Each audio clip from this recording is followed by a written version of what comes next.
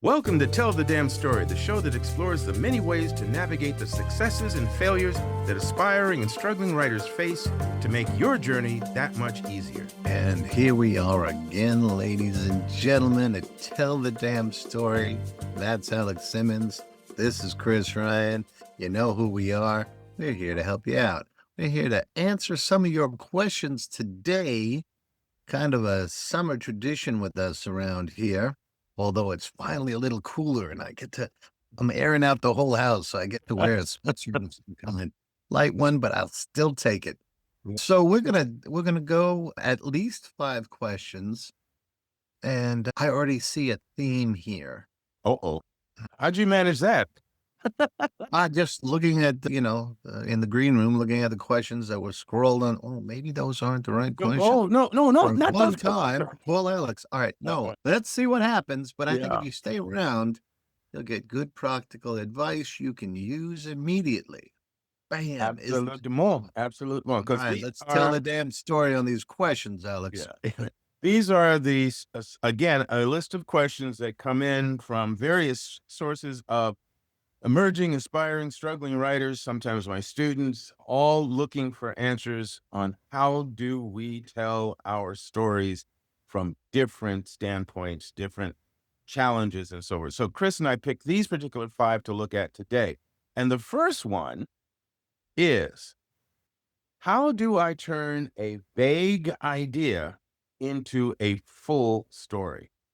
I think that one's kind of a sort of a very generalized question, but maybe you can laser focus your response a bit, Chris. I have 2 general and then I'll laser focus. First thing Okay. to do, if you want to take a vague idea and turn it into a full story, play. Take the story out for a walk. Think about it. Put music to it, ask questions, ask questions, ask questions. That's the second way to do it. All right, I've got an idea about a runaway dog. That's pretty vague. Who's the dog? Does the dog have an owner? Who's that owner? How does that owner feel about that dog? How's that dog feel about that owner?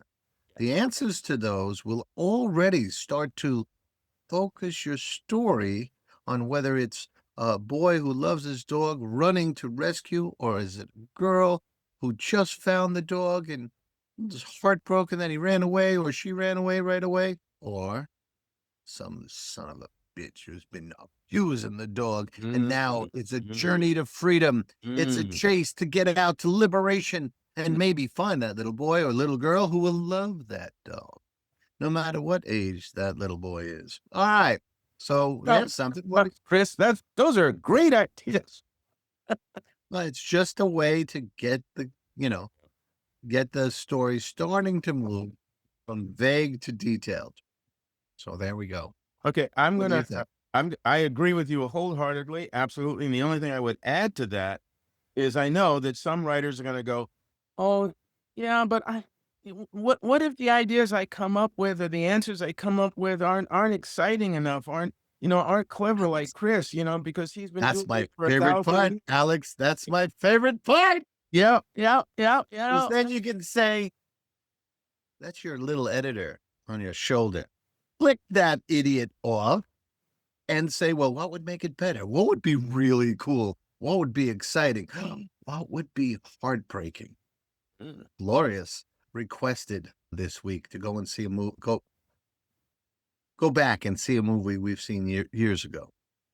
It is my favorite Chris Evans movie of all time, and he's not wearing the stars or the stripes. It's a very simple movie called Gifted, and it's about an uncle and his niece, and she's a genius. But the first vague idea is, uncle and a niece or a father and daughter type story. That's really vague. But he's not the dad, he's the uncle. The mother committed suicide. Ooh. The daughter is a math genius, just like mom. The grandmother wants the granddaughter to force her to study 24/7 to reach her goal that she never achieved herself. And then she just drove the daughter to suicide. Now Mhm. you have a very specific, amazing, amazing movie. Chris Evans and a very young McKenna Grace. And Octavia Butler Oh, kicking ass left and right. Great little movie. And it goes, there's an example of vague to very specific. Have fun. Don't say no, say what if. that's it. Those are my two Think yourself. my There two you go. favorite And that's words. the end of our episode. What? Yeah. Hey, drop the mic. Okay. Uh, No, again, folks, I totally agree with Chris on all of that. And yes, you are going to have the naysayer and all that. It doesn't serve you. Just take the notes. Like he said, ask the questions, take the notes, write the answers down, and then go explore. And as he also said, play.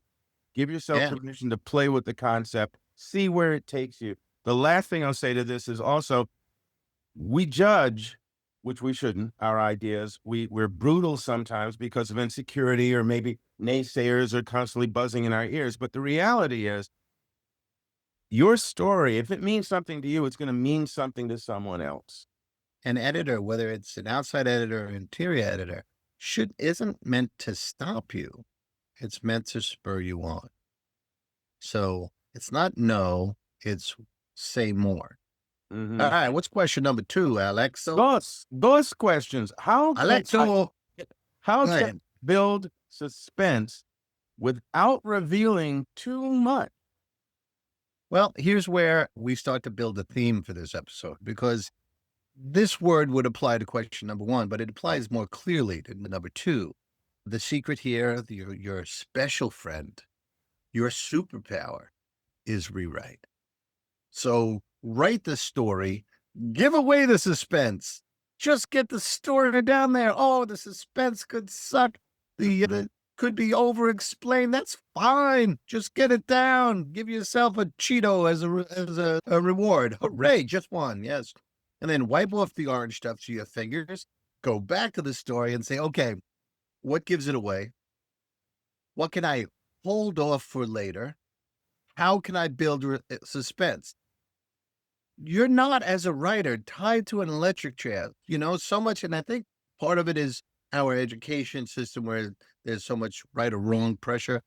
Mm. It's not, it's about process. And if the suspense isn't there, that gives you an opportunity to say, well, wait a second. If I hold back that information until this much later in the story, ah, you know, and that's rewrite. And you can just do it again and again. I wrote a quick story yesterday that I just submitted this morning. You Quick. wrote it yesterday and you submitted it today. There is no grass growing under this man's feet. Hold on a second. Hold on a second. It's like 851 words. It was supposed to be no more than 2,000, but I wanted to tell the story bare bones. So I wrote it and I rewrote it 4 times yesterday.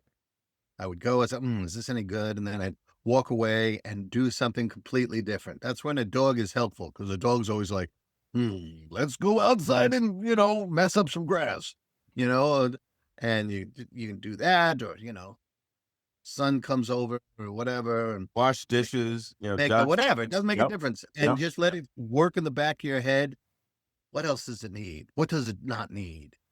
How can I make that better? What can I do? And I don't know if it's going to be accepted or not, but I got it to the point where I was like, pretty good. And that's when I give it to Glorious. Now, Glorious is not the best objective reader of my work, because for some reason she's sweet on me. So, but she does give me the pre-K pat on the head that, a lot of readers, right? Then I went and I rewrote it 2 more times this morning and proofread it again, and then sent it out to see what happens. Then I found another one. They wanted 300 or less words. They wanted something dark and techie and future. And I was like, okay. And I used a YouTube video that I saw 2 days ago. I said, what if that went out? Inspiration? Yeah, I just said, what if that video went really out of hand? How out of hand could it be? How far could it go? Holy crap. That would be, oh no. And there you go. And I wrote that and then rewrote it 3 times, sent it in through the email to Gloria so she would read it. She snuck it while she was at her job. And she's like, "God, that was a lot more scary than I was prepared for." And I was like, "Yeah, but that'll probably go through 2, maybe 3 more drafts, and I'll send that out today." Again, no idea what'll happen to it, but it's just an it's an exercise in getting from beginning to end, not quickly, but without the editor defeating me, And then the myself. suspense factor is something that you were able to And lay out or pace once you that's got it my out of your head initially, right? and I'm about halfway there, but now my question will be when I reread it again, it's only 300. It's a little, no, it's 299 words, right? Out of 300. So I have no wiggle room, but does it build successfully? Does it continue to build? That's what the next pass will be. And that's another little gem for you. Each pass can be for a different function. You know, is it coherent? Is the character or characters, are they clear? Where's your opening image and your last image? Is there a way they can be linked together? That kind of thing. And then it does have an arc where it builds. Each thing that is mentioned is worse than the thing before. But now I have to look at it a little closely and say, is it? Is it though? Is it? And that's fun. That's fun. That's not, you're not wrong. You're just seeing, how right can you get? You're exploring the possibilities. Yeah. I would also add, folks, again, especially for those of you who are quote unquote aspiring, still sort of testing the grounds and feeling your way along, that everything comes in basically three acts. There's act one, which is the introduction of the character, the conflict in the world, right? Act two is the struggle against the conflict. And then act three is the climax and the resolution. So if you're thinking 300 word piece, 2,000 word piece, 85,000 word piece, you're still going to be able to work with that basic structure, except in a Yeah. 300 word piece, you have very 100, I'll do little, 100. phrased it, yeah, wiggle room. So the first thing that we're going to encounter is the conflict and the characters and the world, bam, instantly, Yeah. instantly, because then we're into the struggle. So act one is going to be a little shorter because act two is the struggle, and he's building the suspense. He's building the threat, whatever it is, it's building to that act three climax. And Act one, and act two, act three, and that'll help you map it out. yeah. Then, as Chris has often said, rewrites are your friend. Get By it the way, first first. draft was well over 300 words. Yeah, right. Get it out of your head. That's part of the fun. Yeah.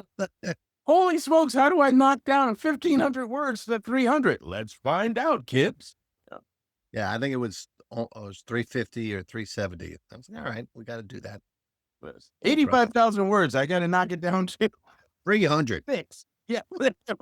Okay. All So right. that's question number 2. Hope that was nice Trace. to you folks. Let's go to Trace, right, amigo. How can I find, how can I find my unique writing voice? All right, I'm going to have you answer first, Alex. Okay. Well, it's going to sound a little bit like a cop out, but I'm sorry. This is my approach to that. My belief is first and foremost, who you are, what you believe, what you've experienced in your life, how you feel about things, who you love, who you hate. All of those things are the filters through which our stories pass or are generated. So the first thing is for you to figure out what it is you want to say. What do you want to write about? What bothers you? What excites you? What inspires you? What do you fear? All of those things are the pools from which you pull to make your statement, your direct personal statement about a thing. So writing initially, whether you're using a biographical approach, i.e., I'm going to write about me, you're writing articles with your opinions, or you're writing fiction, everything's going to come from who are you? What's your source? What do you feel and believe? And then that begins to add on. So then if you're working with fictional characters, well, okay, great. As you pull together or develop your cast of characters, You get to decide who represents whom within the story. So if you, let's say you have a particular political or religious belief system, one character is going to share some aspects of that. And that character is going to be, in effect, your voice. And that's Yeah. one way of settling it. Maybe the antagonist represents another side of your thoughts about the thing. So you get to play with that. But it's ultimately writing to your truth, writing to either the questions or the answers or the exploration of the topic that you feel and you're connected to. That is how you begin to develop your own authentic voice. Yep. I agree. I agree. And I'm going to give an example, not using you or me. Okay, good. Okay. All right. He did a series that I was just gushing over last summer because I was reading it last summer. And I'm gushing again this summer because I'm listening to the audiobook version. Ah, It's a series called The Ojanox, right? Some of the early marketing was that it was in the style of the classic like 80s Stephen King like local horror, Salem's Lot happens in a neighborhood, Carrie happens in like a local high school, that kind of thing, mhm. right? So the challenge would be, I mean, Damon like Stephen King, like the rest of our generation, right? How does he not write it a rip off of Stephen King? Well, what he did was he infused it with his own memories of being a kid around Halloween, his own memories of the neighborhood where, he was, his own recognition that that woods was kind of scary. And, and so he took what scared him, what like neighborhood details he remembered, what was the local hospital like? He infused it with his essence and became I mean, you can recognize that it feels like that genre, but it's 100% Damon Manx, and that happens to be a really fun ride. He's a really great storyteller. But there's an answer to that. He got his authentic voice from writing and rewriting from his own enthusiasms and memories, right? Now, I'm not saying everything should be autobiographical, but his stuff, the Ojanak, he didn't personally experience that. It was that's pure fiction, pure imagination. But the trappings of it, that's one of the hallmarks of Stephen King. Like, you know, his character will have breakfast and open up a box of cornflakes. And you and I know and have experienced cornflakes, so it pulls us in. Mhm. Damon, went to a neighborhood hospital in the story, and we recognize the waiting room. We recognize, so you have that in you. And that's how you get your voice. And it does require some rewriting, but there we starting to see the theme today. Yeah. That's I'm gonna also quickly share just as I started to say his name, it went out of my head. No, don't do this to me, please.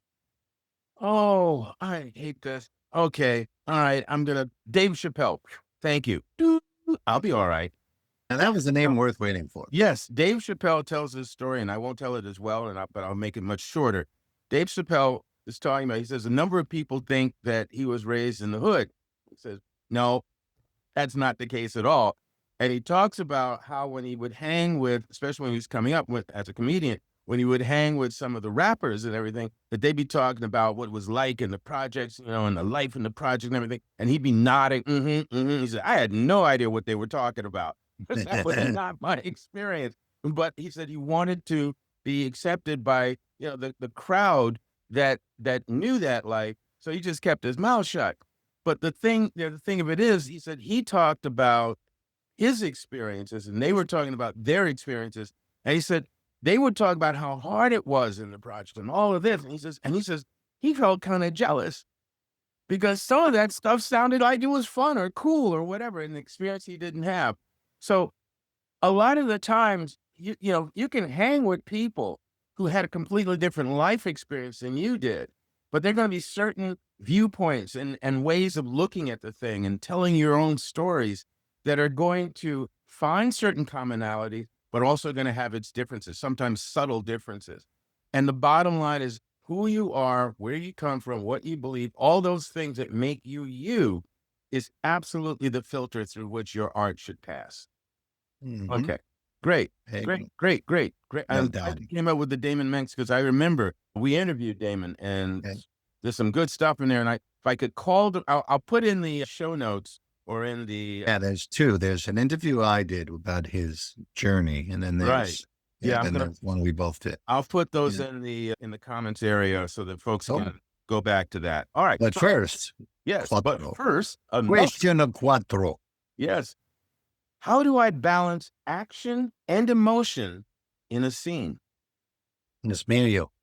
Oh, you can take it or I'll take it. Either way. Well, first draft, don't. Second, third, fourth, fifth, that's when you start looking and saying, you know, you do each draft, you do something different. You might, my second draft is always, is it coherent? Does it make sense? And if it doesn't, I don't stop. I just say, okay, how do I make it make sense? Right. But eventually there's a draft where you're just like, okay, what was the 2 they were looking for? Emotion and was Action it? and emotion. Right. Well, you'll go specifically looking for how much actions there is and how much emotion there is. And the the key is each thing should come out of the other, right? Whatever your characters are feeling should lead to the actions they take.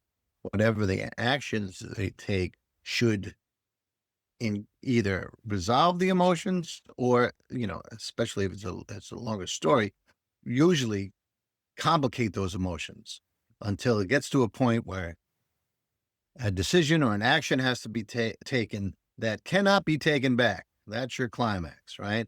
And that's when you have decided something about yourself or the character has decided something about themselves, have learned something, have crossed a barrier that they were being held back from that makes them a new person, a different person. Whether it's, well, hopefully it's heroic, but it could be an everyday hero. It doesn't have to be a superhero. But it's a later concern, not a first draft concern, as far as I'm concerned. But you got to hear from Alex. Yes, well, He might have something completely different to say. and now for a little something different. Now, once again, I do echo Chris to the point of yes, it should come authentically out of the character's predicament, circumstance at that time. And I also echo Chris in terms of when you're writing that first draft, again, we have a reason for saying, let it be messy, let it suck, let it be jumbled, even placeholders and things in certain areas. Because again, it's about just getting the story out so you can rise above it like 3,000 feet and look at it and go, oh, that's what I have. That's what it looks like. Here's now I can start to laser in and start to deal with it.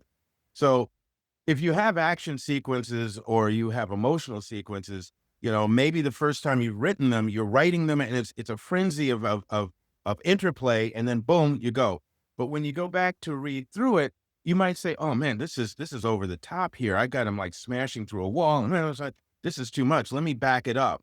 So that'll help. At that point, that helps you to make a certain decision about the physicalities of a thing or the emotions of a thing. Another of factors, depending on whether you're writing a book or short story or you're writing a screenplay. Because one of the things about screenplays is that show don't tell as much as possible. So visually, showing emotions, it doesn't have to be action like somebody getting punched out. Showing someone getting a disturbing, shocking, or sad piece of news, maybe the death of someone, they care for very deeply or whatever. They don't have to break down into tears and scream and wail and all that and smash stuff.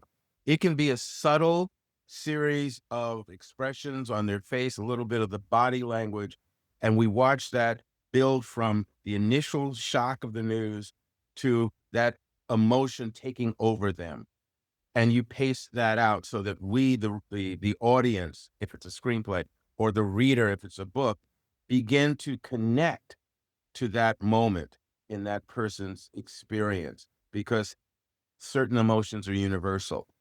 I suspect every one of us has been sad at one point in our lives, have been angry at another point in our lives, have been disappointed or frustrated, and certain emotions we're going to get, and we're going to know what that character is going through. So choosing your action, if you're doing an action film, we're going to expect more action. But again, even that, you have to build to that climax. So it should come authentically from your character, right? You should write like crazy just to get it out of your system to begin with. But then, as we've been saying, in the rewrites, second, third, fourth, fifth, sixth, seventh, eighth, ninth, or 10th rewrite, you're fine tuning everything. You're fine tuning moment to moment or rewrite to rewrite. And I think, Chris, I'm just going to quickly mention here something that we've said several other times on the show. When you're doing your rewrites, you don't have to cover every aspect of your script in one rewrite or the Done. second rewrite. Well, I still got to work on the dialogue and the action and this and that. No, you can divide your rewrites. Yeah, Right? I think that's most effective. Yeah. I'm going to go through it to see if it's, if there's anything there. Is it coherent? If not, I'll have a series of things or questions or ideas on how to make it coherent. That'll be the second draft. Notice I'm not doing anything else. Right. And Exactly. then I'll go and look at it again for coherence. Oh, the story's starting to happen there. But then I write more notes. Okay, but it needs this, it needs that. You need to pick up the pace here. Sometimes I even print out a copy and I write it right on the paper, I still like to do that. Yeah. And Yeah. then when I feel like the story's in pretty good shape, then I'll go back a whole draft. I'll just go back, reading it out loud, doing spell check, checking for grammar, just to get all that done. Then Charles Baruch recently turned me on to word clouds, where you can click the developer section of your Microsoft Word or whatever your thing is, and it'll have an add-on for word cloud. And what that does is pulls out in a cool looking cloud of words, Yeah. Yeah. right? The words that are the biggest are the ones you're using most often. So if you're using the word bicycle and that word is big, that means you used it too much. Go back and switch that around a little bit, clean that up a little bit. And that's another draft. And there are no mistakes there. It's just process. Mm-hmm. And that'll lead us. We'll add on question 6. I know we have to do 5, but we'll add on question 6 as our bonus, which will get us to that thing that everyone's hanging out for, the big bit of wisdom. Okay. So again, in reiterating then, again, for this particular question, it is the balance between action and emotion should be something you accomplish in stages. And again, in your rewrite stages, so that gives you enough time to really look at, does it balance? Do I need more of this or less of that?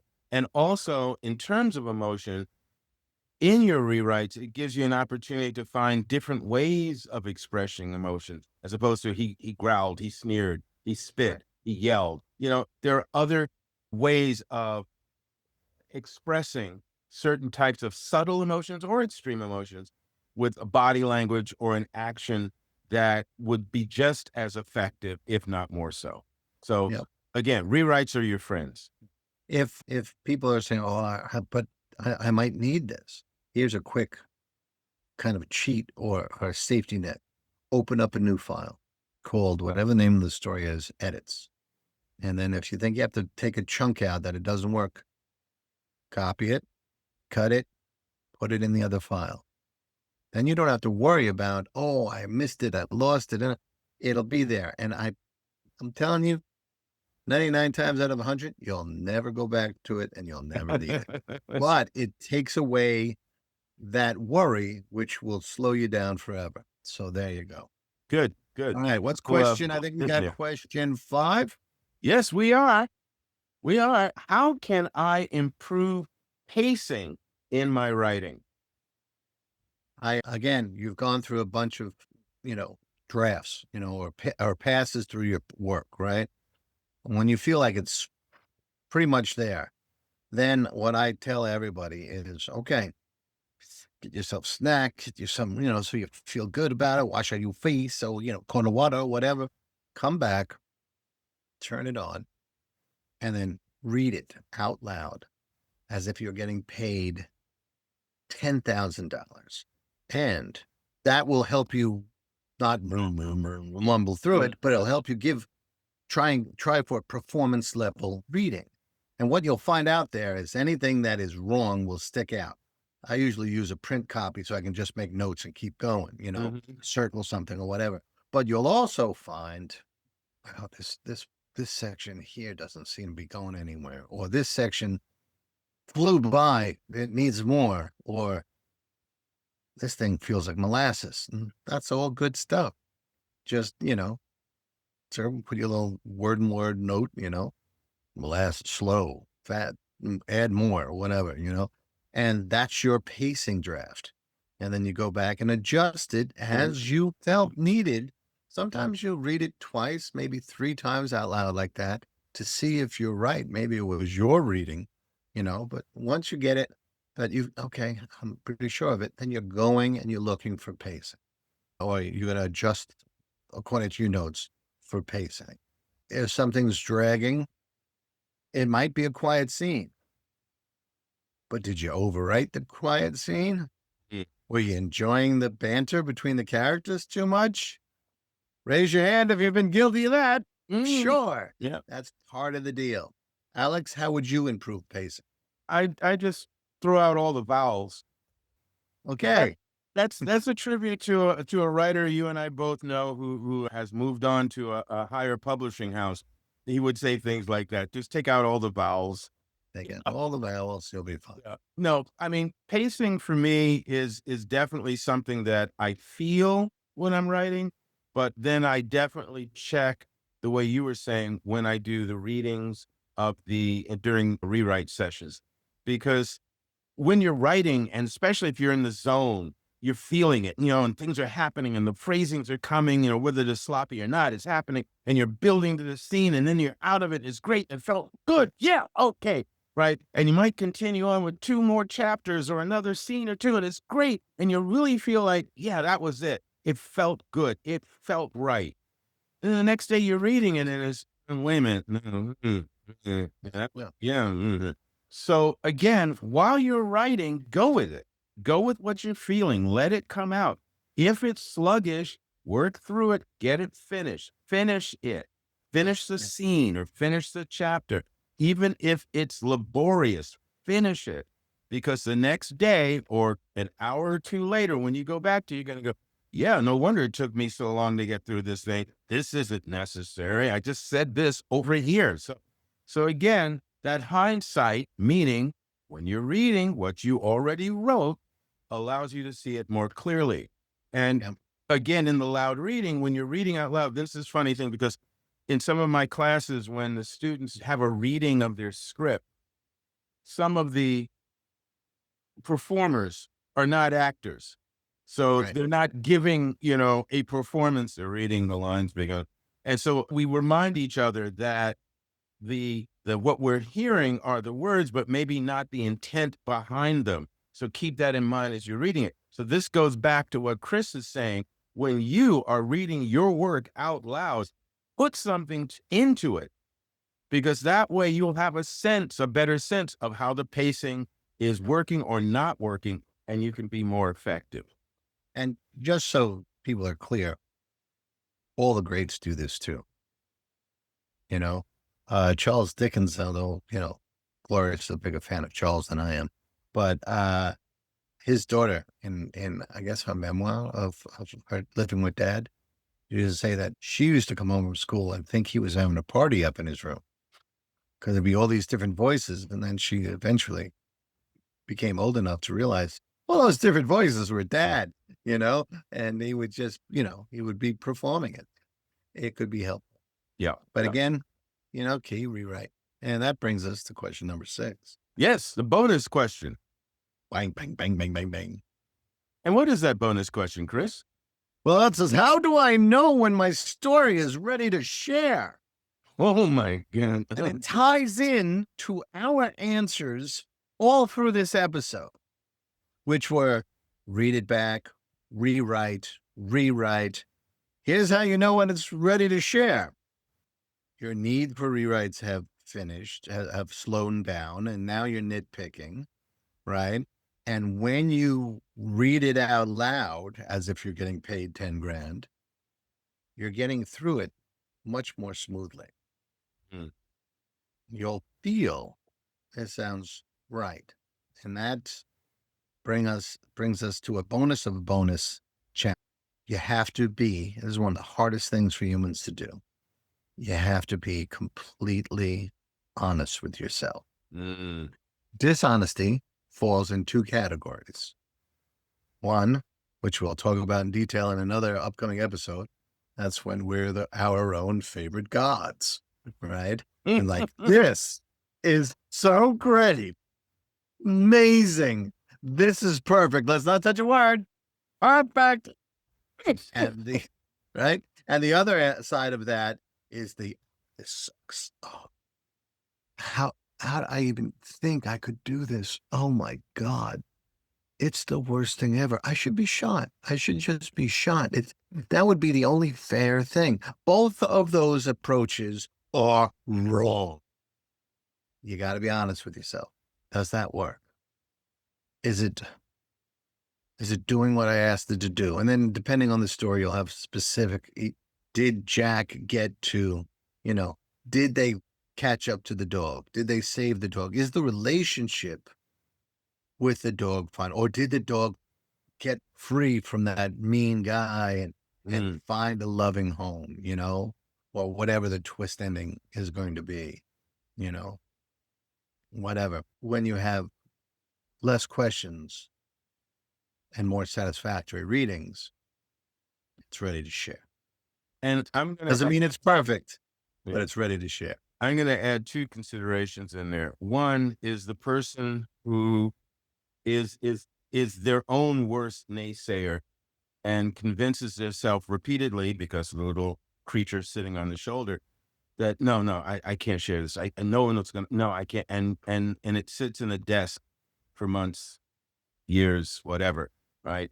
You don't want to do that. You don't want to do that. And I know it's hard, but at that point in your life, you have to sort of take a leap of faith. Now, here's the thing. When you take that leap, okay, make sure that Do not take it off the top of a roof. Right. Make sure that there is the bridge on the other side there that you can get to, because here's the thing. You don't want to just hand this off to any old person to read it, because that's not going to be healthy either. What you need is a person who is going to be honest with you. And when I say honest, meaning they're good. If they like it, they'll tell you. But if they don't like something, they're going to tell you that. And they're not going to tell you that in a way like, what were you thinking, man? Why are you even bothering this? They're going to say, I was really confused by such and such. Or can you help me understand the motivation behind it? Maybe they won't say motivation. They'll say, I didn't understand why this character did or said or whatever. Why did they do that? They're going to honestly, with respect, read your work and come back to you with questions or confusions or suggestions that are based on, I'm rooting for you. I respect that you just put whatever it was you needed to into writing this, and you're asking me to read it and give you my honest reaction. I am not here to devastate and demolish and destroy you. I'm here to share. You need to be able to trust this person, because you're going to be vulnerable at that point. And if you you find don't that need person, enemies. You don't need to give it to an enemy. You need to give it to somebody who's in your corner, but in your corner legitimately. right. Now, Glorious is in my corner, but she's like, I tend to naturally be shy. I know Alex finds that, but I am. And she gives me that little boost that I can show it to the world. Most of you won't need that little buffer, but it is what it is for me. But then I go to try, whether it's a writers group, and that's a whole different episode, finding the right writers group. But, someone who's going to give that kind of stuff. Here's my addition to Alex's point. When you find that person or persons that are going to give you legitimate feedback, do not defend your work. Mm-mm. You should be busy taking notes. At this point, it's not about you, and it's not an attack on your ego. It's part of the process. And if you have chosen this person and have respect for this person, learn from that person. Mm-hmm. Write the notes down, then assess the notes. You might get some stuff that Yeah, I don't see how that helps the story. Again, very challenging because you can say that about every single edit. That's because you're not being honest with yourself. You Mm. have to be really honest in hearing what they're having to say, taking notes, and then assessing those notes into your writing to make it better. If you remember that, you remember it's not about attacking you, you know, then you can grow. That's the whole idea of this is to grow. You know, I told you, I think the last couple episodes talking about that student came in the Oh Southampton yeah. Writers Conference. I am the best, and I don't care what any of you say about my writing. It's the very best. So hell with you all. Well, that guy's not going to grow. I was like, yeah, that's ridiculous. So, and the person who didn't go to the writing conference or didn't go and find a writing group because just that person's not going to grow either. To allow you be kind enough to yourself that you allow yourself to grow. Do I it will through share. rewrite, do it through a big poster of Alex in your bedroom, and do it Oh through God, what's a finding frightening some thought? people you can trust. What did you not like the second one? Is that the problem? Here's something I will just share, and I'll condense it very quickly. I've written a Sherlock Holmes play, which, by the way, is published by Seamus Nunzio Productions. This is the second publishing of that piece, and the play had been very successful when it was produced a few years back, and I enjoyed that. And one of the things that came out of it was Sherlockians, because there's so many different Sherlock Holmes fan clubs in the world, right? So a couple of Sherlockian groups approached me to come and speak at one of their events, and I was, very thrilled to do that. But I didn't want to go there and just talk about the play again. I wanted to talk about my appreciation for the character, the stories, and where I saw, the possibilities of it reaching an even larger audience. And at that time in particular, I was dealing with a lot of at-risk youth. And so what I did was it caused my mind to think about the Baker Street Irregulars, which were at-risk youth of London at that time period. These were street kids, doing the best they can to hold it together in a poor section of London. And they would sometimes work for Mr. Holmes getting information for him. So I said, let me create something as an illustration or demonstration of that power in that group and how Holmes's influence on them and vice versa could be a great story that somebody should do.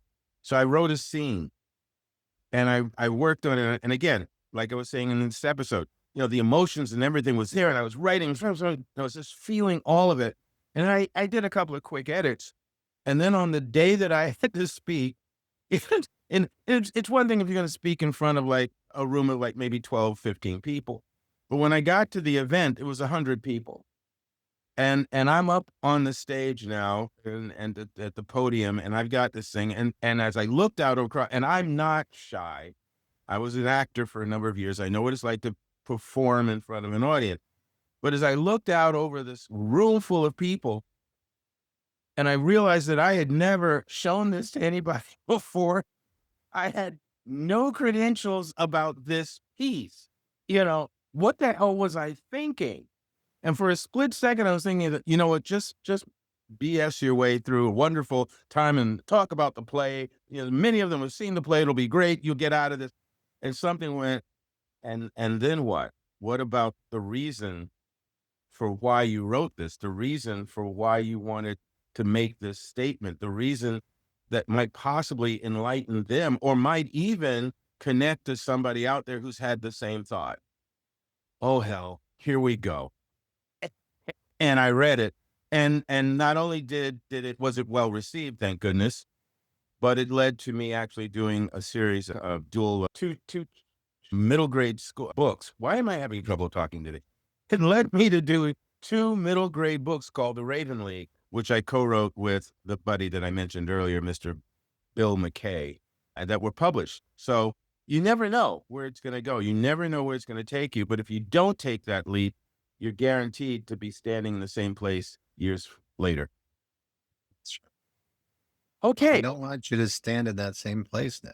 We No. want you to go and tell your own damn story. There you go. And There you read it go. out loud and rewrite it until it's perfect and then share it with the world, ladies and gents. Okay, buddy. Thank you, Chris. As always, a pleasure. Please, folks, let us know what you thought of the episode. Let us know if we've answered any of your questions. Let us know if you have questions we did not touch on in this particular summer short. Just not advanced math questions, because we're writers, damn it. That was embarrassing, that last batch of advanced math questions. Yes. No. But yeah, we'll be here next week, and so join us. Oh, Chris, in order to join us, what should they do? Well, ladies and gentlemen, we've given you so much absolutely golden information. All we ask in return is that you hit the like, punch the subscribe, so that you don't miss a thing. We'll see you soon. Take care, everybody.